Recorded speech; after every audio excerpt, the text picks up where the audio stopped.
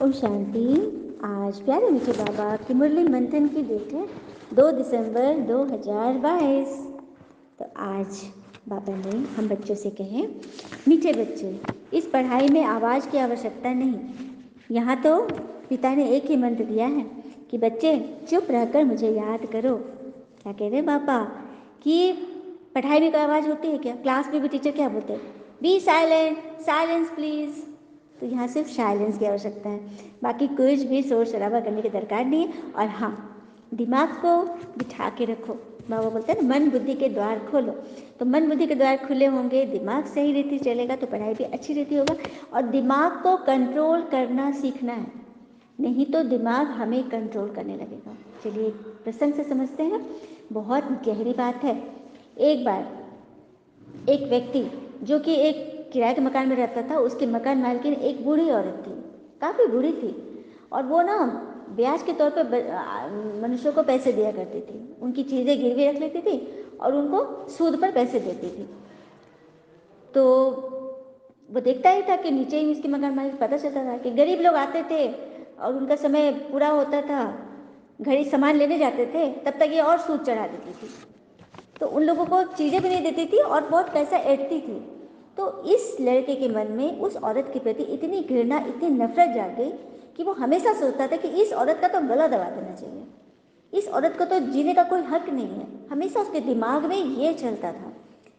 और जब जब ऐसा वो देखता था किसी गरीब को वो तंग कर रही है, तो उसके दिमाग में यही चलता था। एक बार इस तरह से करते करते ना 2 साल बीत गए। किसी तरह से घर में रह रहा था, लेकिन उसके बर्ताव से वो बड़ा दुखी रहता था, एकदम क्रोधित रहता था। एक बार ऐसा हुआ कि इसके घर में ऐसी स्थिति हो गई, इसके पिताजी बहुत बीमार थे, पैसे की दिक्कत हो गई, तो इसके पास भी घर में कुछ पैसे नहीं थे। अचानक से इमीडिएट में पैसा चाहिए, तो क्या करे? फिर वो बूढ़ी माँ के पास गया और बोला क्या करूं, तो क्या दूं इनको, मेरे पास थोड़ा सा सामान। तो अपनी घड़ी, जो अच्छी कीमती घड़ी थी, उसने बूढ़ी माँ को दिया और कहा कि ये घड़ी आप गिरवी रख लो और मुझे इमीडिएट जो पैसा अमाउंट बोला मुझे दे दीजिए। तो बूढ़ी ऐसे करके उसको देखती है पूरा घूर के, और फिर घड़ी को लेकर के ना एकदम खिड़की के पास जाके इसको ऐसे ऐसे देख रही है, टटोल रही है। हाँ, तब तक ये पीछे से आता है और उसका अपने दोनों हाथों से उसका गला दबाने लगता है। और वो चिल्ला रही है, बोल रही है, लेकिन वो रुकता ही नहीं है और उसकी जान ले लेता है और वो मर गई। तब उसका होश टूटा कि ये क्या हो गया। पुलिस आई, पुलिस बोल रही है तुमने इसको मारा, तो बोला नहीं मैंने नहीं मारा। लगातार वो बोलते जा रहे मैंने नहीं मारा। लेकिन अब क्या है, कोई तो था नहीं, मारा तो उसी ने, उसको सजा मिल गई। क्यों मिला पता है? क्योंकि उसको उसके दिमाग ने मारा, क्योंकि वो अपने दिमाग में 2 साल से निरंतर यही बात डाल रहा था कि इसको तो गला दबा देना चाहिए था, ये बहुत दुष्ट है। उसके बारे में गलत गलत सोच कर उसने अपने दिमाग को खूनी बना दिया। इसीलिए वो समझ ही नहीं सका कि वो क्या कर रहा है। अचानक दिमाग उस पर हावी हुआ और वो काम वो कर दिया। इसीलिए कहे थे ना कि दिमाग पे कंट्रोल करना सीखे, नहीं तो दिमाग हमें कंट्रोल करेगा।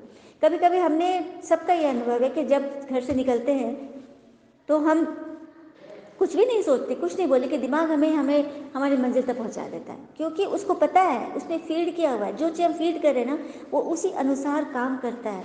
तो क्यों ना हम इन्हें अच्छी बातें फीड करें, जो हमें सच्चाई का रास्ता, स्वर्ग का रास्ता दिखाए। हाँ, और कहते हैं ना कि विश्वास करो, विश्वास करो कि भगवान आ चुके हैं और भगवान की ये पढ़ाई, ये मुरली, ये मंथन उन्हीं की देन है। और विश्वास जीवन का सबसे बड़ा खजाना है, क्योंकि उसके बगैर न तो प्रेम संभव है और न ही परमात्मा, है ना। तो यहाँ भगवान हमें सिखा रहे हैं कि बच्चे, पढ़ाई में आवाज़ की दरकार नहीं है, मुझे याद करो। दिमाग को सही रखो, मन बुद्धि को इस दिशा में लगा दो और हमेशा इस बात से निश्चिंत रहो कि हम तो भगवान की गोद में हैं, भगवान के संरक्षण में है। भगवान जैसा बोले, जो हमें डायरेक्शन मिले उसको जरूर फॉलो करनी। चाहे कोई निमित्त पे आपको कुछ बता रहा है, समझा रहा है, आप उस पर जरूर चल के देखो, अपने अनुभव से तो ज्ञान लो। प्रश्न, जिन बच्चों को ईश्वरीय नशा रहता है उनकी निशानी क्या होगी? तो ईश्वरीय नशे में रहने वाले बच्चों की चलन बड़ी रॉयल होगी, मुख से बहुत कम बोलेंगे, उनके मुख से सदैव रत्न निकलेंगे, वैसे भी रॉयल मनुष्य बहुत थोड़ा बोलते हैं। तुम तो ईश्वरीय संतान हो, तो तुम्हें तो बहुत रॉयल्टी में रहना है। बाबा अपने बच्चों की निशानी बता रहे हैं। बच्चों की चलन बड़ी रॉयल होगी, मुख से कम बोलेंगे, कम शब्द बोलो, सदैव रत्न निकले, अच्छी अच्छी बातें निकले। जैसे भी बड़े लोग होते, वीआईपी लोग होते, कम बोलते हैं ना। और एक बात और समझने की, जब इंसान को ज़रूरत से ज़्यादा अहमियत मिल जाती है ना, तो वो दूसरे को समझने की समझ खो देता है, वो सिर्फ अपनी बात करता है। इससे बचना है। ओम शांति। बेहद का बाबा बैठ बेहद के बच्चों को समझाते हैं। ऐसे तो कोई होता नहीं जो कहे कि बेहद के बच्चों प्रति समझा रहे हैं। कोई है? सन्यासी लोग कोई कहता है कि हम बच्चों को समझा रहे हो, फिर से समझा रहे हैं? यह बात तो सिर्फ शिव बाबा कहते हैं। यूँ तो बहुत मनुष्य है जिनका नाम शिव होता है, परंतु वह कोई बेहद का पिता नहीं। बेहद के पिता तो एक ही है जो परम धाम से आए हैं, उस निराकार को पुकारते हैं जिसको भगवान कहा जाता है। ब्रह्मा विष्णु शंकर जी तो देवता हैं, भगवान जो परमधाम में रहते हैं वही सब आत्माओं के पिता है। तुम कोई गुरु गोसाई आदि के आगे नहीं आए हो। यहाँ पे कोई गुरु नहीं है, यहाँ पे कोई देहधारी नहीं है, यहाँ पे कोई देवता नहीं है। तुम जानते हो हम बेहद पिता के आगे, भगवान के आगे बैठे हैं। बेहद का बाबा मधुबन में आया है, माउंट आबू मधुबन में भगवान इस साकार तन का आधार लेकर आते हैं मुरली सुनाने। दुनिया में तो हमने सुना कि श्री कृष्ण मधुबन में मुरली बजाए थे, तो यही है, यही तो वो रहस्य है कि श्री कृष्ण के जो 84वां जन्म थे, लेखराज दादा तो अब नहीं, उन्होंने 1969 में शरीर छोड़ दिया। जिनको परमात्मा की जब प्रवेशता हुई तो उनका नाम भगवान ने ब्रह्मा रखा, तभी हम बच्चों ने ब्रह्मा बाबा बोलते। तो श्री कृष्ण का ही ये 84वां जन्म है ब्रह्मा बाबा, जो मधुबन में मुरली चलाते हैं। शिव बाबा की मुरली चलाते तो भगवान है, हाँ निमित्त माइक बन गए हैं ब्रह्मा बाबा। तो ये रहस्य कि मधुबन में मुरली चलती है, वही शास्त्रों का यादगार है। बाबा समझाते हैं कि मैं कल्प कल्प संगम युग पर आता हूँ, न कि युगे युगे। ये भूल कर दिए, युगे युगे भगवान नहीं आते, भगवान आते हैं कल्प के संगम पे, चारों युग बीतता है तब। ये जो भी शास्त्र आदि ये सब भक्ति मार्ग है, ऐसे नहीं कि ये सब अनादि है। अनादि मतलब शुरुआत से चल रहे हैं, नहीं। पानी की नदियाँ अनादि है, गंगा यमुना अनादि है, ये सतयुग में भी थी। बाकी ऐसा नहीं कि भक्ति अनादि, भक्ति अनादि नहीं है, भक्ति द्वापर से शुरू हुआ है। तुम जानते हो सत्युग त्रेता में भक्ति तो होती नहीं, भक्ति शुरू होती है द्वापर से। बेहद का बाबा जो ज्ञान का सागर है, वही ब्रह्मा तन में बैठ कर ज्ञान सुना रहे हैं, है ना, बड़ी बात। फिर बाबा कहते तुम मुसाफिर हो, दूर देश से आए हो पाठ बजाने। तुम जानते हो यह कर्म क्षेत्र है, यहाँ हार और जीत का खेल है, ये भी बाबा समझाते हैं। सब मनुष्य चाहते हैं शांति मिले। शांति कोई मुक्ति धाम के लिए नहीं कहते, शांति कोई मुक्ति धाम जाने के लिए नहीं कहते, यहाँ रहते शांति मांगते हैं। हर एक की आत्मा से पूछे कि ईश्वर के पास जाके कोई कुछ चाहना अगर नहीं करे किसी वस्तु व्यक्ति की, तो शांति की चाहना तो सभी कहते हे प्रभु हमारे घर में सदा शांति बनी रहे, सभी लोग शांति से रहे। तो यहाँ शांति मांगते हैं, परंतु यहाँ तो मन की शांति मिल ही नहीं सकता है। मन की शांति तो बगैर परमात्मा से मिले तो मिलेगा ही नहीं। साधु लोग भी शांति के लिए जंगल चले जाते, घर बार छोड़ देते, फिर भी आत्मा को शांति कहाँ मिलती है? ये तो परमात्मा से ही मिल रही है ना। फिर बाबा कहते ये तुम्हारी पढ़ाई है, पढ़ाई में कोई गाजा बाजा नहीं बजाना। तुम्हारी पढ़ाई होती है सवेरे, जब मनुष्य सोए रहते हैं, है ना। जो सुबह सुबह 2 से 4:45 का समय बाबा ने मुकर्रर किया है ना, उस वक्त पढ़ाई करो, योग करो, कोई शोर शराबा नहीं, क्योंकि तुम्हारी आत्मा का स्वधर्म ही शांति है। फिर बाबा कहते हाँ, मुरली पढ़ते व सुनने में आवाज़ बाहर नहीं जाता है। तुम पढ़ रहे हो सुन रहे थोड़ी ना आवाज़ बाहर जाएगा। बाकी दुनिया में तो गुरु आदि बैठ के मंत्र देते कान में, यहाँ तो बाबा कहते हैं सबसे बड़ा मंत्र है मन मना भव। अपने मन को मेरे में लगा दो, यही है तुम्हारा मन मना भव। फिर बाबा ने कहा यह है गीता पाठशाला। तो पाठशाला में मंत्र दिया जाता है क्या? टीचर के बच्चों को मंत्र देते हैं कि पढ़ाते हैं? तुम जब किसको पर्सनल समझाते हो तो रिकॉर्ड बजाते हो, पर्सनल समझाते हो रिकॉर्ड बजाते हो क्या? नहीं ना, पर्सनल सामने से समझा रहे हो, चित्र भी सामने है। जिसने कभी नक्शा ही नहीं देखा होगा तो वो क्या समझेंगे कि इंग्लैंड और नेपाल कहाँ है? इसीलिए चित्र भी जब किसी को समझाते हो ना, देखो बच्चियाँ जो सर्विस पे जाती है वो चित्र लेकर जरूर जाए, चित्र के द्वारा समझाएंगे। जैसे नक्शा देखा होगा तभी तो पता चलेगा विश्व में कौन कौन देश कहाँ कहाँ पे हैं। चित्र ही नहीं देखा तो वो क्या समझेगा? इसीलिए चित्र भी बहुत जरूरी है।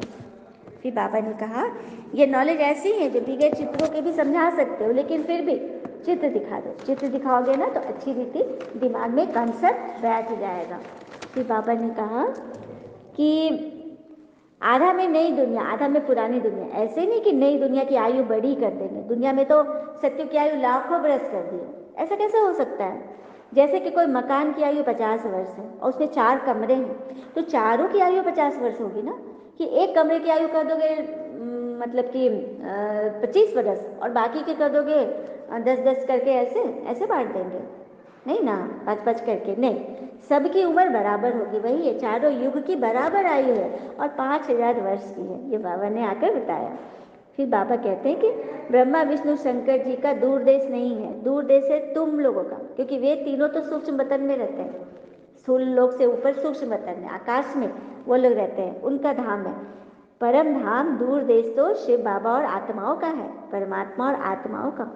तुम हम सभी है निराकारी दुनिया के रहने वाले। बाबा ने आज इसको क्लियर किया। फिर बाबा कहते हैं यह राजस्व अश्वमेध रुद्र गीता ज्ञान यज्ञ, इस यज्ञ में सारी पुरानी दुनिया की सामग्री स्वाहा होनी है। सारी पुरानी दुनिया, इन आंखों से जो भी कुछ दिखाई दे रहा है ना, वो सब कुछ स्वाहा होगा। और झूठ, चोरी, पाप, नफरत, ईर्ष्या, ये सब पाप होगा। झूठ पे कहते हैं ना, व्यक्ति, झूठे व्यक्ति की ऊंची आवाज सच्चे व्यक्ति को चुप तो करा सकती है, परंतु सच्चे व्यक्ति का मौन झूठे व्यक्ति की जड़ें हिला सकता है। मौन में जो शक्ति, अभी हमने देखा ना दिमाग में क्या शक्ति थी ना, तो मौन में ऐसी बातें भरो जिससे कि कल्याण हो सबका, विनाश के निमित्त नहीं बनना है। अच्छी अच्छी चीज़ें भरो, उसी के लिए तो बाबा हमें पढ़ा रहे हैं, तो पढ़कर अच्छा बनना है ना। फिर बाबा कहते हैं जितना मेरे साथ बुद्धि योग लगाओगे तो आत्मा की खाद निकलती जाएगी और तुम झूला झूलोगे। जैसे श्री कृष्ण को सब प्यार से झुलाते हैं ना, क्यों झुलाते हैं पता है? क्योंकि श्री कृष्ण थे 16 कला संपूर्ण, सतयुग के नंबर 1 प्रिंस, और फिर वही युवा रूप में लक्ष्मी नारायण बनते हैं। ये रहस्य है। तो झूला जितना कृष्ण को झुलाते हैं, राम जी को झुलाते हैं क्या? नहीं ना। तो राम, त्रेता वाले राम हो गए चंद्रवंशी, 2 कला कम। श्री कृष्ण के 16 कला और राम जी के हो गए 14 कला। तो झूला जास्ती कौन झूला? श्री कृष्ण। तो किस श्री कृष्ण के राज में जाना है कि राम जी के राज में जाना है, त्रेता में जाना है, सत्युग में जाना है ना। बाबा पढ़ाई तो उसी की पढ़ा रहे हैं, क्योंकि 16 कला संपूर्ण बनना है। फिर बाबा कहते हैं कि दे के सब धर्म छोड़ो। यह ज्ञान तुम कोई भी धर्म वाले को दे सकते हो। मतलब इस ज्ञान में, ब्रह्मज्ञान के ज्ञान में, परमात्मा के ज्ञान में कोई धर्म का तो कोई बाहर ही नहीं है, क्योंकि परमात्मा ने धर्म थोड़ी बनाए।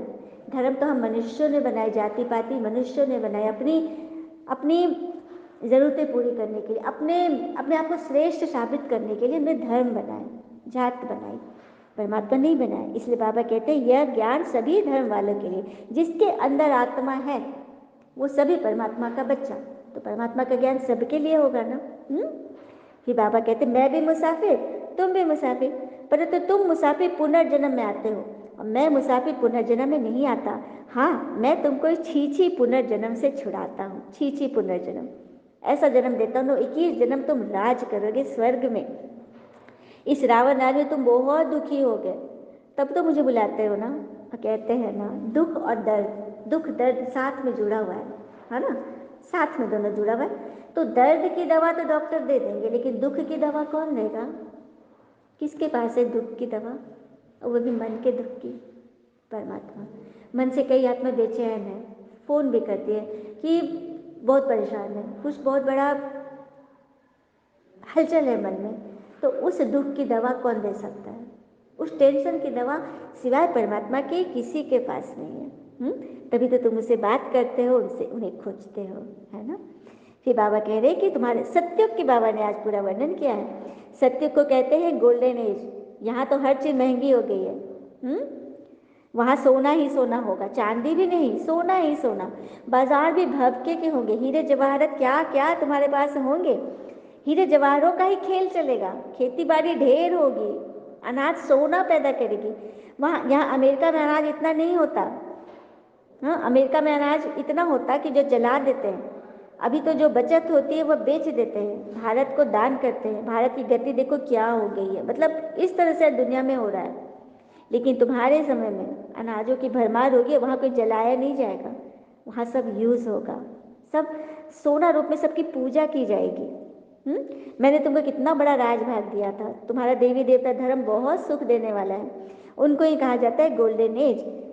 फिर बाबा ने कहा मोहम्मद गजनबी कितने हीरे जवाहरों को माल लूट कर ले गए तुम्हारे भारत से, कितना माल उठाया होगा, कोई हिसाब भी है। अब तुम फिर उसके मालिक बन रहे हो। एक मुसाफिर सारी दुनिया को हसीन बनाने वाला है। तो कौन है वो मुसाफिर? परमात्मा शिव। मुसाफिर ही तो है, दूर देश से आए हैं ना, देश पर आए। तुम भी मुसाफिर हो। यहाँ के 5 तत्वों का तुम शरीर लेते हो और मैं निराकार। लेकिन हमारा असली देश तो वही है ना, हम दोनों का। बाबा ने क्लियर किया। फिर बाबा कहते हैं रावण ने तुमको पतित बनाकर काला कर दिया है। जब से रावण आया है तुम पतित बने हो, मैंने विकार आया ना, कमी कमजोरी आई, तुम पतित बन गए। तभी तो मैं आया हूँ। तुमने मुझे कितना पुकारा, द्वापर से पुकारते हैं, ओ भगवान, हे भगवान पुकारते हैं, ओ गॉड फादर, तभी तो मैं आया हूँ। बाबा समझाते हैं पढ़ाई में गाजे बाजे की दरकार नहीं। बाबा ने कह दिया कोई अच्छे अच्छे रिकॉर्ड है तो बाबा ने बनवाए हैं।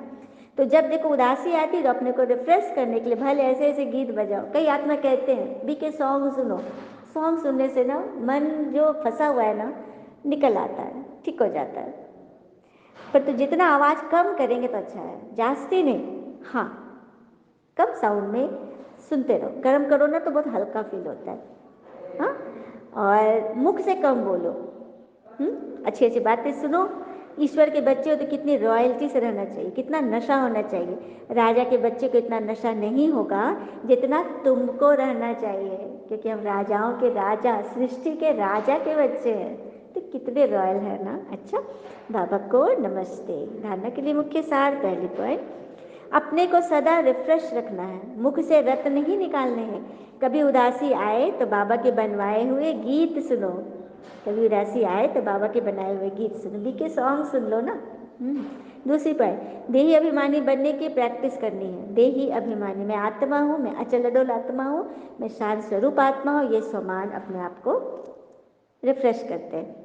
याद में रख, खाद निकालने का पुरुषार्थ करो। वरदान, एक की याद में मन को एकाग्र कर, मन मना भव रहने वाले, एवर रेडी संपूर्ण भव। एक की याद में मन को एकाग्र कर, मन मना भव रहने वाले, एवर रेडी संपूर्ण भव। तो सदैव स्मृति में रखो कि हर समय एवर रेडी रहना है। किसी भी समय कोई भी परिस्थिति आ जाए लेकिन हम एवर रेडी रहेंगे। कल भी विनाश हो जाए तो हम तैयार हैं। एवर रेडी अर्थात संपूर्ण। संपूर्ण बनने के लिए एक पिता दूसरा न कोई, यह तैयारी चाहिए। मन सदा एक की तरफ मन मना भाव है तो एवर रेडी बन जाएंगे।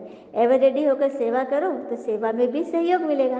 रेडी भी नहीं, रेडी में भी कुछ देरी लगेगी। एवर रेडी, जब बाबा ने आदेश दिया, जो बाबा ने बोला, ever ready, I am ready to learn, I am ready to accept, I am ready to do it. तुरंत 1 सेकेंड में मैं एवर रेडी हूँ। तभी सेवा में सफलता मिलेगा, सहयोग मिलेगा। इसलिए मन को एकाग्र करने की विधि है ये मंत्र, ये मुरली, उसको मिस नहीं करना। जैसे शरीर भोजन मिस करता है, नहीं, तो आत्मा को भोजन क्यों मिस कर रहे हैं? आत्मा को परमात्मा का साथ क्यों छुड़ा रहे हैं? स्लोगन, बाबा के 1000 गुना मदद के पात्र बनना है तो हिम्मत के कदम आगे बढ़ाते जाओ। हिम्मत रखो, भगवान की 1000 गुना मदद का पात्र बनना है तो हिम्मत का कदम आगे बढ़ाते जाओ। कहते हैं ना, हिम्मते बंदा तो मदद खुदा, गीत भी है ना। आ हिम्मत का एक कदम बढ़ा, प्रभु मंजिल तक पहुंचा देंगे। सबका बोझ उठाने वाले, सबका बोझ उठाने वाले, तेरा भी बोझ उठा लेंगे। सभी गाइए, आ हिम्मत का एक कदम बढ़ा, प्रभु मंजिल तक पहुंचा देंगे। ओम शांति। शुक्र मीठे बाबा, बाबा के प्यारे प्यारे बच्चे। All is well always. Om Shanti.